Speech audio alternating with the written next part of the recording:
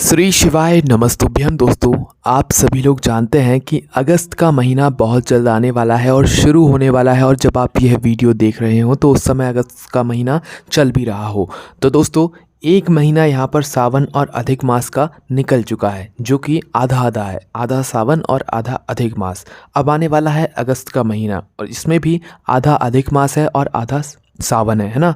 तो दोस्तों, यह वाला जो अगस्त का महीना है ये और ज़्यादा विशेष है, क्योंकि इसी महीने में सावन और अधिक मास की जो है शिवरात्रि भी पड़ेगी, एकादशी भी पड़ेगी और भी बहुत सारी तिथियां पड़ेंगी। तो दोस्तों, अगस्त के महीने में आपको कुछ नियमों का पालन करना है, क्योंकि अधिक मास 3 साल में एक बार आने वाला मास होता है। साथ ही में सावन वापस से शुरू होने वाला है इसी महीने में, है ना। 2 सोमवार यहाँ पर रहेंगे किसके, अधिक मास के, और 2 रहेंगे सावन के, है ना। तो इसीलिए आपको इस महीने भी कुछ ऐसे नियमों का पालन करना है, जिस नियमों का पालन अगर आप लोगों ने इस सावन अधिक मास के अगस्त के महीने में कर लिया तो आपके घर परिवार में बिना उपाय किए ही, बिना कुछ काम किए ही वो सब आपको प्रदान होगा, मिलेगा, जिसकी आपने कभी कल्पना भी नहीं करी होगी। ठीक है, तो कौन कौन से वो नियम है, क्या आपको पालन करना है, वो हम आपको आज की इस वीडियो में समझाने वाले हैं, है ना। तो चलिए शुरू करते हैं और जानते हैं उस सबसे पहले नियम के बारे में, जो कि आपको इस अधिक मास और सावन मास के महीने में, अगस्त के महीने में आपको पालन करना है। सबसे पहली बात दोस्तों, आपको शिव जी के मंदिर में इस अगस्त के महीने में 1 नहीं 2 लोटा जल लेकर जाना है, क्योंकि अधिक मास बार बार नहीं आता है और सावन के बीचों बीच नहीं आता है बार बार, है ना। बहुत सालों बाद ये संयोग बनता है। तो आपको 1 लोटा नहीं 2 लोटा जल लेकर भगवान शिव जी के मंदिर पहुंचना है ना। अब वह 2 लोटा जल आप अपने घर से लेकर तो निकलेंगे, उन्हें दोनों हाथों में रखकर नहीं निकलना है, उन्हें एक के ऊपर एक रखकर निकलना है। एक पात्र रखा और उसके ऊपर दूसरा पात्र रख लिया, भले ही वह छोटा हो बड़ा हो, पर 2 पात्रों के अंदर आपको जल लेकर जाना है। भगवान शिव जी के चौखट तक जब आप लोग पहुंच जाओ, जब तक तो आपको वैसे ही उस पात्रों के जल को रखना है ना। तो दोस्तों, जैसे ही आप लोग भगवान शिव जी की चौखट तक पहुंचते हैं, तो आप जब भगवान शिव जी की पहली चौखट पर कदम रखेंगे तो उस समय आपके दोनों हाथों में एक एक पात्र होना चाहिए। ठीक है, घर से आपको ऐसे ही लाना है, एक के ऊपर एक रख के, पर शिव जी की पहली चौखट चढ़ते से ही आपके दोनों हाथों में एक एक पात्र हो जाना चाहिए। फिर उसके बाद आप भगवान शिव जी के पास में पहुंचिए, शिवलिंग के ऊपर इन दोनों पात्रों को एक साथ करिए और एक दूसरे के आमने सामने, और एक साथ इन दोनों से जो है एक धारा निकलनी चाहिए और एक साथ आपको जो है इन दोनों ही पात्रों से भगवान शिव जी के ऊपर जल चढ़ाना चाहिए। ठीक है, इसमें आपको भगवान शिव जी से कुछ बोलने की आवश्यकता नहीं है, मात्र आपको जल चढ़ाना है इस अधिक और सावन मास के इस महासंयोग में, जब सावन वापस से शुरू होने वाला है अगस्त के महीने में, है ना। तो ये तो एक पहला नियम था, जो कि बहुत ही ज़्यादा विशेष और महत्वपूर्ण है, इसलिए हमने आपको इसको सबसे पहले बता दिया है। अब हम माताओं बहनों के लिए वो विशेष बातें बताएंगे, वो नियम बताएंगे जिनको आप भले ही पूरे साल मतलब इनका पालन मत करो, पर इस अगस्त के महीने में तो पालन करके देख ही लो। फिर उसके बाद आपको क्या फल मिलेगा वो आप खुद ही बखुद आपके सामने आ ही जाएगा। ठीक है, तो सबसे पहले हम लोग पहले नियम के बारे में बात करते हैं, जो कि माताओं बहनों को, विशेषकर सभी माताओं बहनों को जो है इनका पालन करना है, और पुरुष वर्ग भी जो है इसका पालन कर सकते हैं अगर हो सकता है तो। ठीक है, करना क्या है, सबसे पहला जो नियम है वो है माताओं बहनों के लिए ये कि वो इस अधिक सावन मास में जो है, सावन अधिक मास में अगस्त के महीने में, पूरे महीने में प्रातःकाल सुबह सुबह उठने से ही स्नान का नियम बना लें। भले ही वो जितने बजे भी उठ रही हों, पर कोशिश यही करें कि प्रातःकाल जितना जल्दी हो सके उतना जल्दी उठकर स्नान करके आप निवृत्त हो जाएं। उसके बाद आप भगवान, अपने घर में जो भी भगवान विराजित हैं उनकी पूजन अर्चना करें, उनको भी स्नान कराएं और भगवान की पूजन अर्चना करें। ओम नमो भगवते वासुदेवाय नमः मंत्र का जाप करें, क्योंकि ये जो मास चल रहा है ये भगवान विष्णु का ही चल रहा है, अधिक मास चल रहा है, तो भाई ये मौका हाथ से मत जाने देना। तो पहला काम हो गया, नियम हो गया आपका स्नान करना, है ना।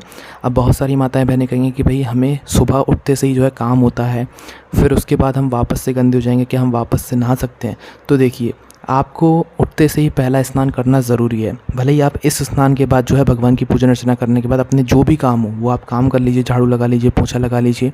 आप फिर से गंदे हो गए, आप फिर से धूल में हो गए, वापस से नहा लीजिए, है ना, ये चल जाएगा। पर एक बार उठते से ही जो है स्नान करना आवश्यक है इस सावन अधिक मास में, है ना। पहला नियम ये हो गया। ये बात में दोस्तों, जब आप अपने घर का झाड़ू और पोछा करेंगे तो उस समय भी आपको एक नियम का पालन करना है कि आपके घर का सदस्य कोई आपके घर से जब बाहर ना निकला हो, उस समय से पहले ही आपको अपने घर का झाड़ू पोंछा कर लेना है ना।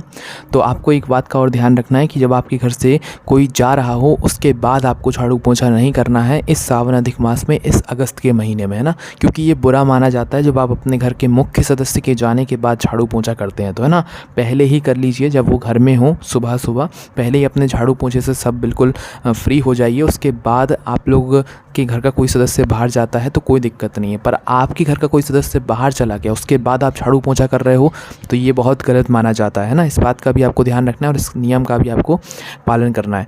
उसके बाद में जब आपका झाड़ू लग जाएगा तो उस झाड़ू को कहाँ पर आप लोग रख रहे हो ये भी बहुत ज़्यादा विशेष रूप से आपको ध्यान रखना है, इस नियम का भी आपको पालन करना है। सबसे पहले हम आपको 3 ऐसी जगह बताएंगे जहाँ पर आपको झाड़ू नहीं रखना है गलती से भी। पहला स्थान है जहाँ पर पति पत्नी का कमरा होता है, जहाँ पर सभी लोग आप सोते हो, वहाँ पर आपको झाड़ू नहीं रखना है ना, नहीं रखना है झाड़ू, ठीक है। पहली जगह हुई, नहीं तो प्रेम नहीं बढ़ता, आपके घर में लड़ाई झगड़ा होते रहते हैं। दूसरा जो जगह है वो है दोस्तों आपके घर का हॉल, जहाँ पर आपके घर के मेहमान आकर बैठते हैं, उस स्थान पर भी आपको अपना झाड़ू नहीं रखना है ना। तीसरा जो स्थान है दोस्तों वो है यहाँ पर आपका रसोई घर, जहाँ पर आप अपना भोजन बनाते हो। तो तीसरा स्थान जो है रसोई घर में भी आपको अपने झाड़ू को नहीं रखना है। ये 3 वो स्थान है जहाँ पर आपको झाड़ू को नहीं रखना चाहिए, वरना कुछ ना कुछ दिक्कत समस्याएं आती ही रहती हैं। अब झाड़ू को रखें तो रखेगा, वो भी आप लोग सुनिए। कई सारे लोग ये भी कहेंगे कि भाई हम तो किराए से रहते हैं, हमारे पास एक ही कमरा है, हम कहाँ अपने झाड़ू को रखें। तो आप इस बात को एक बार ध्यान से सुन लीजिए कि झाड़ू शुद्ध स्थान पर रखना है, झाड़ू जो है छुपा कर रखना है, किसी की भी नज़र ना पड़े, आपकी खुद की भी उस झाड़ू पर नज़र ना पड़े चलते फिरते, ऐसी जगह पर आपको अपने झाड़ू को मतलब रखना है, ठीक है। और एक साथ आपको सब झाड़ू को एक साथ ही रखना है। अगर आपके घर में 2-3 झाड़ू हैं तो एक साथ उनको रखना है, ऐसा नहीं कि एक झाड़ू अपने यहाँ रख दिया, एक झाड़ू वहाँ रख दिया। एक साथ जमा कर आपको छुपा कर, जिस पर जो है किसी की नज़र ना पड़े, ऐसे स्थान पर आपको जो है झाड़ू रख देना है। और झाड़ू ऐसे स्थान पर रखना है जहाँ पर किसी के पैर की ठोकर ना लगे। कई बार होता है कि भाई निकलते रहते हैं, पैर की ठोकर लगती रहती है, हम ध्यान नहीं देते, क्योंकि वो जो झाड़ू रहता है उसमें कहीं ना कहीं माता लक्ष्मी जी का वास रहता है। तो आपको इस बात का भी ध्यान रखना है कि पाँव की ठोकर उस झाड़ू से नहीं लगना चाहिए, है ना। और झाड़ू लगाते समय भी अगर किसी का पाँव लग भी गया है तो उसको जो है उसके पैर पड़ लेना चाहिए, इस बात का भी आपको ध्यान रखना है। और इसी झाड़ू को रात्रि में हमें कभी भी नहीं लगाना चाहिए, भले ही कुछ हो जाए। रात्रि में आप पोंछा लगा सकते हो, कुछ चीज़ गंदी हो गई है ज़मीन पर तो पोंछा लगा लो, पर झाड़ू रात में नहीं लगाना चाहिए, है ना।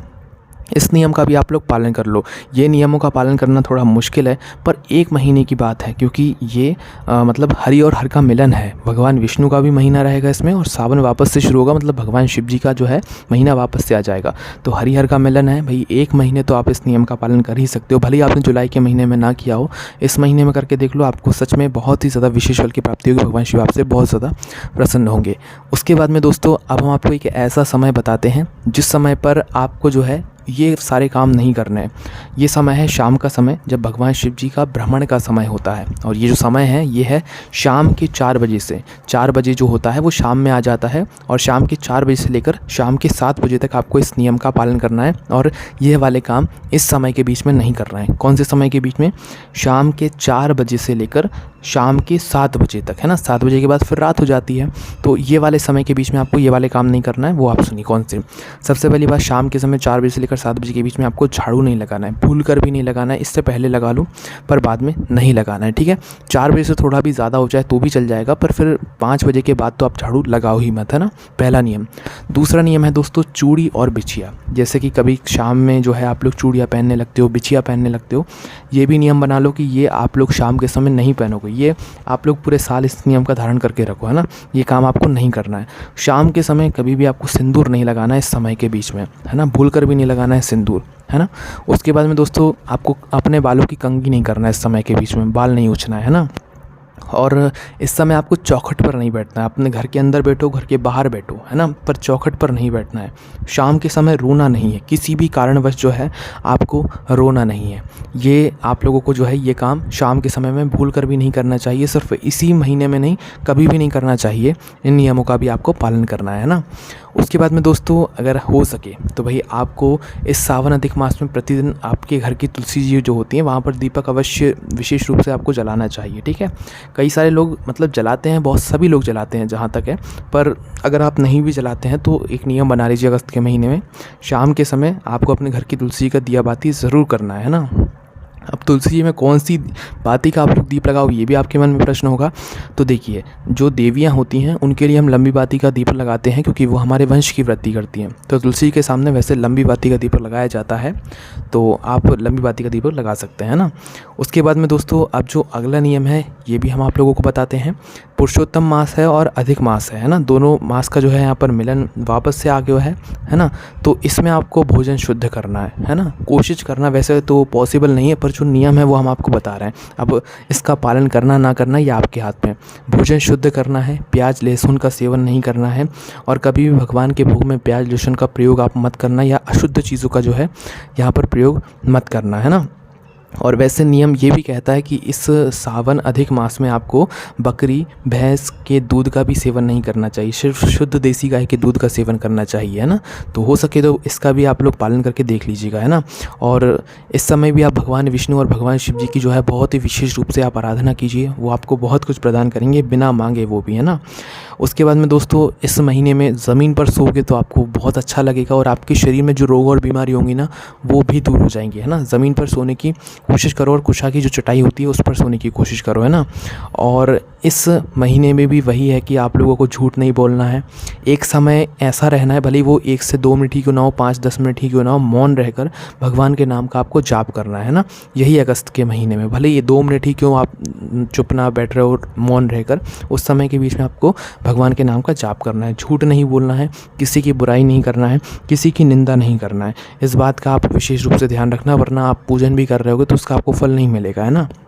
उसके बाद में दोस्तों आप लोगों को क्या करना है कि शुद्धता का विशेष रूप से ध्यान रखना है। भगवान के लिए तो विशेष रूप से आपको ध्यान रखना है। जब आप प्रतिदिन स्नान करेंगे तो उसके बाद आपको धुले हुए कपड़े ही पहनना है ना। ये नियम कठिन है थोड़ा, पर पालन करोगे तो आपको आदत हो जाएगी और फिर इसका आपको फल भी मिलेगा है ना। तो शुद्ध तरीके से आपको इस पूरे महीने में रहना है, शुद्ध वस्त्र पहनना है, भगवान की पूजा में भी सब कुछ शुद्ध ही उपयोग करना है। उसके बाद में माता पिता और गुरु के चरणों को प्रणाम करना है इस अगस्त के महीने में है ना। हरि और हर का मिलन है तो भाई नियमों का पालन तो आपको करना पड़ेगा। हो सके तो दोपहर में नहीं सोना चाहिए वैसे तो, पर आप हो सके तो आप इस नियम का पालन करके दोपहर में ना सोएं। और इस महीने में जो चीज़ आप दान कर सकते हैं वो करें। वैसे मालपुआ का विशेष रूप से दान बताया गया है और अगर आप लोग मालपुआ के ऊपर एक वीडियो चाहते हैं कि कैसे दान किया जाना है मालपुआ, कौन से तरीके के मालपुए दान किए जाने हैं, कितने मालपुए दान किए जाने हैं, ये ज़्यादातर लोगों को नहीं पता। अगर आप चाहते हैं इसके बारे में वीडियो तो कमेंट करके हमें ज़रूर बताएं ना, इसके लिए हम अलग से वीडियो बनाएंगे। और मंत्र का जाप ज़रूर करें, ओम नमो भगवते वासुदेवाय नमः है ना। और जब आप भगवान शिव जी के मंदिर से लोटा लेकर आए हैं तो अपने लोटे को कभी भी खाली लेकर ना आए। आप ने शिव जी पर जल चढ़ाया, दोनों पात्रों से आपने जल चढ़ाया ना, तो जब आप एक लोटा जल लेकर जाते हो तो एक पात्र में जल लेकर आते हो, शिव जी की जलाधारी से जल कर लाते हो। पर जब 2 पात्रों में जल लेकर जाओगे ना तो दोनों पात्रों में भले एक एक बूंद ही क्यों ना आप जलाधारी से जल कर लाओ, पर दोनों पात्रों में आपको जो है क्या करना है कि अपना जल को लेकर आना है, झेल कर लाना है। इस जल को आप आचमन भी करें, अपने घर में छिड़के भी, और इसका जो है आप किसी चीज़ पर स्पर्श भी कर सकते हैं जहाँ पर आपको कहीं दुख समस्या कष्ट हो रहा है शरीर में, तो वो भी आपका ठीक होगा है ना। तो दोनों पात्रों में से जल लेकर जाना है, आपको डबल फ़ायदा मिलेगा, डबल आशीर्वाद मिलेगा इस हरि और हर के मिलन में, पुरुषोत्तम और यहाँ पर सावन मास के इस विशेष मिलन पर है ना। तो कोई भी आपको समस्या आती है कमेंट करके पूछ सकते हैं और हमारी वेबसाइट पर आपको ये सारी जानकारियाँ मिल जाएंगी, उपाय मिल जाएंगे भोलेनाथभक्ति.com पर। कोई भी आपको समस्या आती है कमेंट करके पूछ सकते हैं। ओम नमः शिवाय, जय बोले बाबा श्री शिवाय, नमस्तुभ्यम।